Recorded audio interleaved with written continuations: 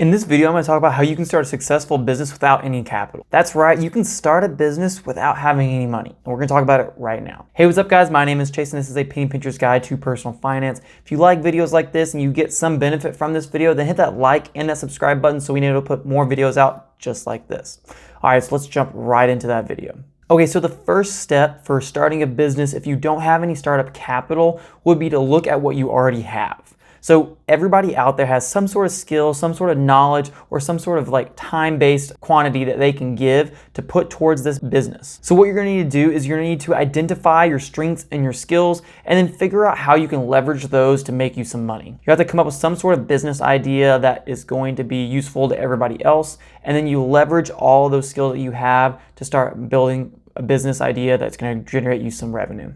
Okay, so once you have identified your skills and your strengths, the next step is to find out what your business idea is going to be. You should think about your skills and your strengths that you have already developed and then look at some problems in your life that you think that you can solve. And when we're talking about business ideas that have done really well, the best business ideas solve real life problems. And if you think about certain aspects of your life that you would like to improve, and then you start capitalizing on those and seeing what skill set you have that you can then place into those areas to potentially fix, that is the $1 million idea, and that is something that you should be looking into. Okay, now you found a certain aspect of your life that you think needs to be fixed, and you have a particular business idea to address this issue.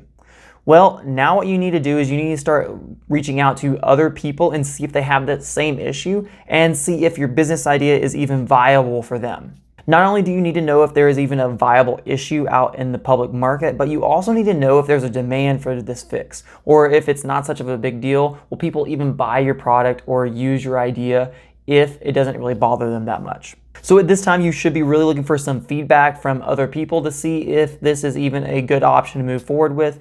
And if you're not getting some good results or it's not having a lot of demand, then what you need to do is take a step back to number one, find other things in your life or around you that you may need to be fixed, and then develop a new business idea.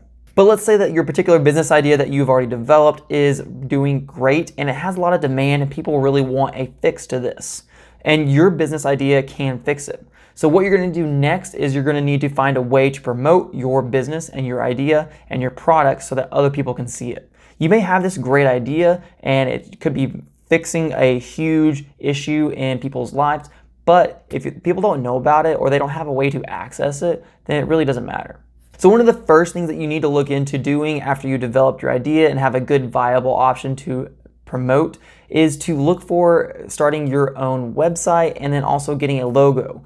That way you're going to develop a brand that people know. When they see that logo, they're going to think of this product and think about all the great things that come along with it. Also, if you have a website, there's a place that they can go on there and it just gives you a little bit more legitimacy to your product and gives them a little more information on what's going on with their product and where they can get it. In the end, having these two things, a logo as well as a website, is going to allow you to establish a professional image as well as it make it easier for people to find your product and customers to find you. Now, I do want to note that there are multiple options out there and avenues where you can get these free logo making and websites online. They're not going to be the best or the most professional, but there is an option to get a free start. And then once you start building on your brand and building on your product, you can transfer over to some more premium options. Okay, so you have your business idea, you have your product, and then you also have your way that you're going to push that information out with your logo and your website.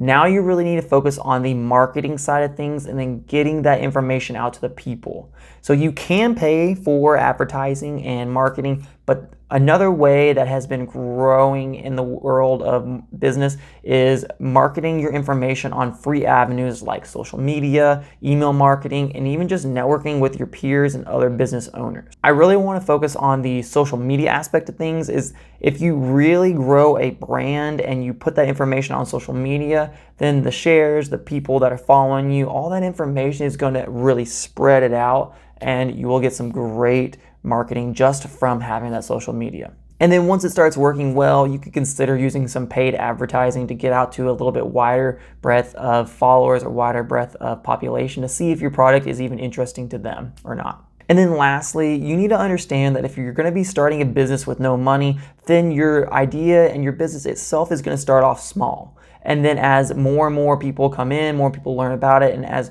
your overall brand grows, then you'll start seeing it open up a little bit more over time.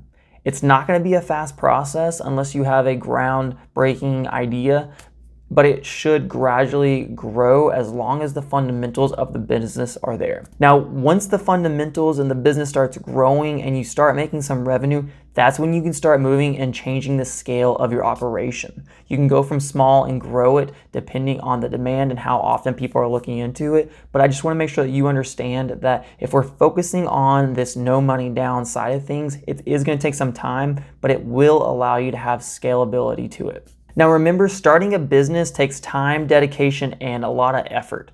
But with the right amount of work and your approach, you can definitely start a business from little to no money at all. Now, if you're interested in looking at a little bit more topics on this that goes in a little bit more depth on building a business, then I'll put a link right up here at the top of the video. Thank you so much for watching, and remember that we are here from your first penny to your first million. We'll see you next time.